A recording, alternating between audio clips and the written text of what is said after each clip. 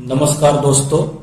तो आज हम पढ़ेंगे stress strain diagram for the ductile material and the brittle material.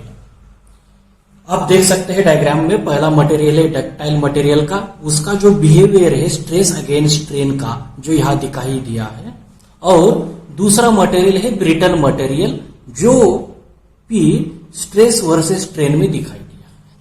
तो ये डायग्राम स्टार्ट करने से पहले या स्ट्रेस स्ट्रेन डायग्राम रिलेशनशिप्स देखने से पहले हमें ये जानना जरूरी है कि ये स्ट्रेस क्या है और स्ट्रेन क्या है। जब हम स्ट्रेस की बात करते हैं तो हम stress is equal to force upon cross sectional area.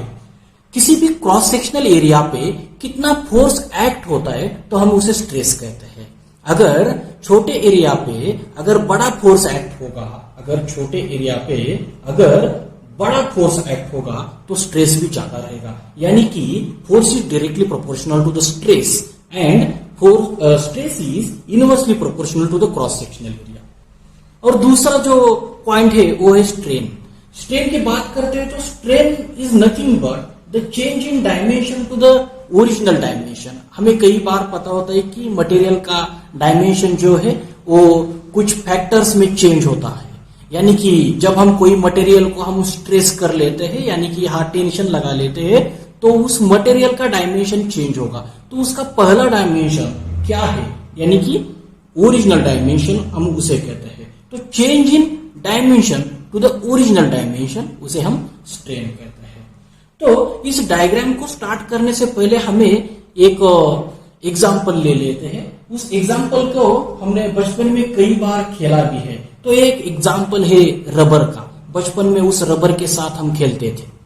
इस रबर को क्या करते थे, हम इस रबर को खींचते थे यानी कि हम उसमें टेंशन फोर्स एक्ट करते, टेंसाइल फोर्स हम उस पर एक्ट करते थे। अगर उस रबर को हम खींचते थे तो वो रबर जो है उसकी लेंथ बढ़ जाती थी। अगर हम उस बढ़ी हुई लेंथ को अगर और खींचेंगे तो उसकी लेंथ और भी बढ़ जाती थी, और खींचेंगे तो और भी लेंथ बढ़ जाती थी, और एक पॉइंट ऐसा आता था जहां रबर टूट जाता था। तो every material also behave like as this for the ductile material. मैं डक्टाइल मटेरियल की बात कर रहा हूं अभी। तो ये डायग्राम में आप देख सकते हैं। तो इंजीनियरिंग फील्ड में जो भी मटेरियल है, खास करके डक्टाइल मटेरियल, वो भी वही प्रॉपर्टी दर्शाते हैं, यानी कि जब उसे हम टेंसाइल फोर्स एक्ट करते हैं तो उसका डायमेंशन चेंज होता है। डायमेंशन चेंज होता है तो उसका लेंथ भी बढ़ जाता है, और अगर ये मटेरियल अगर राउंड क्रॉस सेक्शनल है तो उसका डायमीटर भी कम हो जाता है।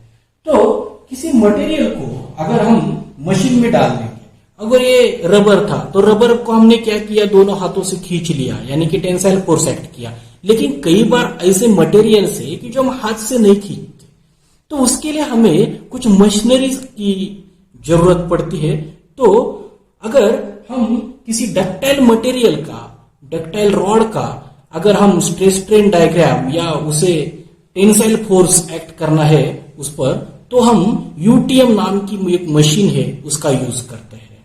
यूटीएम मशीन क्या होती है? यूटीएम मशीन एक one type of vertical type of machine.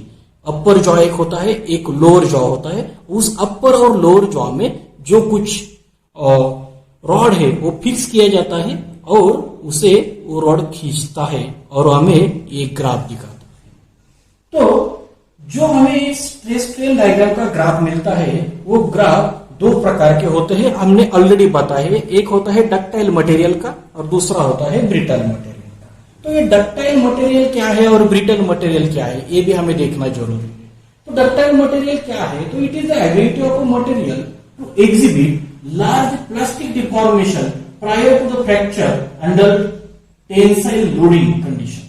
यानी कि जब हम उसे खींचते हैं तो वो जल्दी टूटता नहीं है, तो वो प्लास्टिक डिफॉर्मेशन तक जाता है। प्लास्टिक डिफॉर्मेशन के बाद भी वो फ्रैक्चर हो जाता है, जल्दी फ्रैक्चर नहीं होता। वैसे ब्रिटल मटेरियल का नहीं होता। वो क्या होता है, उसकी ability of material to exhibit large plastic deformation नहीं होती, तो हम उसे ब्रिटल मटेरियल कहते हैं। तो इस डायग्राम में आप देख सकते हैं, ये डायग्राम स्ट्रेन वर्सेस स्ट्रेस का है। जब हम किसी डक्टाइल मटेरियल को यूटीएम में डालेंगे और उसका बिहेवियर हम जांच कर लेंगे तो हमें क्या मिलता है। तो इस मटेरियल को हम जब खींचेंगे तो पहला पॉइंट आ जाएगा पॉइंट O टू A। तो हमें उस O टू A पॉइंट जो है वो O to A point linear मिलता है, यानी कि क्या, जब हम उस पर स्ट्रेस बढ़ाते हैं तो उसका स्ट्रेन भी बढ़ जाता है, तो स्ट्रेन बढ़ाते हैं तो उसका स्ट्रेस भी बढ़ जाता है। तो हमें पॉइंट O टू A को हमें प्रोपोर्शनल लिमिट कहते हैं। हम क्या कहते हैं? Proportional limit. और उस रीजन को हम इलास्टिक लिमिट भी कहते हैं। उसे इलास्टिक लिमिट क्यों कहते हैं? तो अगर सोच लो ये रबर है, रबर हम खींचते हैं तो वो खींचने, जब हम उस रबर को खींचते हैं तो उसकी लंबाई बढ़ जाएगी, और हम उस रबर को छोड़ देते हैं तो वो रबर उस ओरिजिनल पोजीशन में आ जाएगा। तो मटेरियल का बिहेवियर भी ऐसा है। यहां तक मटेरियल को जब हम खींचते हैं तो वो मटेरियल छोड़ने के बाद, मटेरियल का लोड छोड़ने के बाद वो मटेरियल वही सेम पोजीशन में, सेम डायमेंशन में आ जाएगा। अगर उसके बाद भी हम मटेरियल खींचते हैं तो हमें पॉइंट बी मिलता है। ये पॉइंट बी क्या है?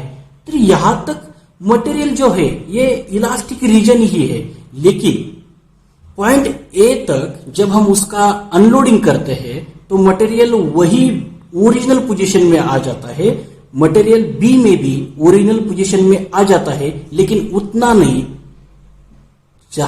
जो O टू A रीजन में है। उसके बाद हमें एक पॉइंट सी मिल जाता है। तो पॉइंट सी क्या है? तो उस पॉइंट सी को हम यील्ड पॉइंट कहते हैं। पॉइंट सी को हम यील्ड पॉइंट कहते हैं।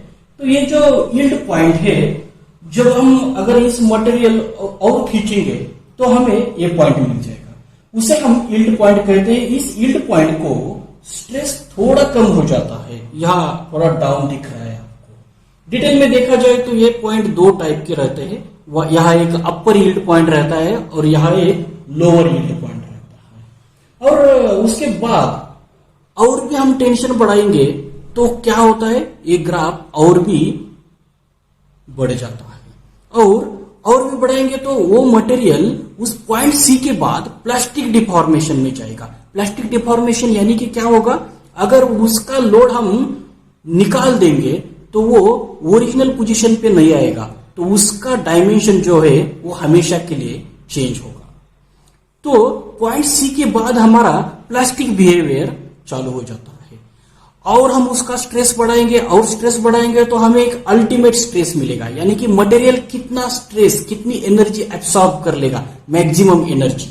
तो यहाँ अल्टीमेट स्ट्रेस पॉइंट मिलेगा। और अल्टीमेट स्ट्रेस के बाद जब हम और भी स्ट्रेस बढ़ाएंगे, सोच लो ये रबर का जो एग्जाम्पल है वो ध्यान में रखे, और भी खींचेंगे तो मैक्सिमम पॉइंट पे क्या होगा, ये एनर्जी एब्सॉर्ब करेगा, लेकिन उसके बाद उसकी कैपेसिटी खत्म होने के बाद ये मटेरियल क्या होगा, फ्रैक्चर होगा यानी क्या होगा, ये मटेरियल ब्रेक होगा। तो ये डायग्राम वही है, पहले खींचेंगे तो वो इलास्टिक लिमिट में रहेगा, बाद में खींचेंगे तो वो भी इलास्टिक लिमिट में रहेगा, लेकिन उतना नहीं रहेगा जब तक हम पॉइंट्स ए से उस मटेरियल को अनलोडिंग करेंगे। उसके बाद हमें पॉइंट सी मिलेगा, उसे हमें यील्ड पॉइंट कहते हैं। उस यील्ड पॉइंट के बाद वो मटेरियल प्लास्टिक डिफॉर्मेशन में एंटर करता है। जब प्लास्टिक बिहेवियर में ये मटेरियल, प्लास्टिक डिफॉर्मेशन में ये मटेरियल एंटर करता है तो वो मटेरियल अनलोडिंग के बाद इलास्टिक बिहेवियर नहीं दिखाएगा, यानी ओरिजिनल शेप उसका नहीं मिलेगा। और हम उसका स्ट्रेस बढ़ाएंगे तो स्ट्रेन और स्ट्रेस बढ़ाएंगे तो हम उसका अल्टीमेट स्ट्रेस मिलेगा, यानी कि यहां तक उसकी मैक्सिमम एनर्जी एब्सॉर्ब होगी और उसके बाद ये मटेरियल फ्रैक्चर होगा या ब्रेक होगा। वैसे दूसरा जो मटेरियल हमारे पास है वो है ब्रिटल मटेरियल। ब्रिटल मटेरियल का ग्राफ देखेंगे तो ब्रिटल मटेरियल का ग्राफ जो है बहुत ही सिंपल है। ये जो बिहेवियर है वो डक्टाइल मटेरियल से बहुत ही अलग है। तो उस ब्रिटल मटेरियल में हम भी देख सकते हैं कि कुछ हिस्सा सेम है, point O to A and O to A। So point O to A में जब मटेरियल हम खींचते हैं तो वो ज्यादा प्लास्टिक डिफॉर्मेशन नहीं होता, तो उसका ज्यादा प्लास्टिक डिफॉर्मेशन नहीं होता। जब हम और खींचेंगे तो ये जो मटेरियल है मटेरियल डायरेक्टली फेल्योर हो जाएगा। तो हम एग्जांपल ले लेते हैं एक रबर का और एक चौक का। अगर उस चौक को हम थोड़ा खींचेंगे तो वो मटेरियल जो चौक का जो मटेरियल है तो मटेरियल ज्यादा खींचेगा नहीं, डायरेक्टली ब्रेक होगा। अगर ग्लास ले लो, ग्लास को हम ज्यादा खींचेंगे तो उसका लेंथ ज्यादा नहीं बढ़ेगा, उसका लेंथ ज्यादा नहीं बढ़ेगा और उसका डायमेंशन भी नहीं चेंज होगा, डायरेक्टली वो फेलियर हो जाएगा। तो ये ग्राफ है ब्रिटल मटेरियल के लिए और ये ग्राफ है स्ट्रेस के लिए। तो हम देखेंगे कि कुछ डक्टाइल मटेरियल्स कौन से हैं। तो एल्यूमिनियम, स्टील, कॉपर, ये जो मटेरियल्स है वो मटेरियल्स डक्टाइल मटेरियल्स है। और cast iron, concrete, glass product, तो वो जो मटेरियल्स है वो सारे ब्रिटल मटेरियल है। तो ये दोनों थे डक्टाइल मटेरियल के लिए स्ट्रेस स्ट्रेन डायग्राम और ब्रिटल मटेरियल के लिए स्ट्रेस स्ट्रेन डायग्राम। ये वीडियो आपको अच्छा लगा तो जरूर लाइक कीजिएगा, शेयर कीजिएगा और सब्सक्राइब करना मत भूलिएगा।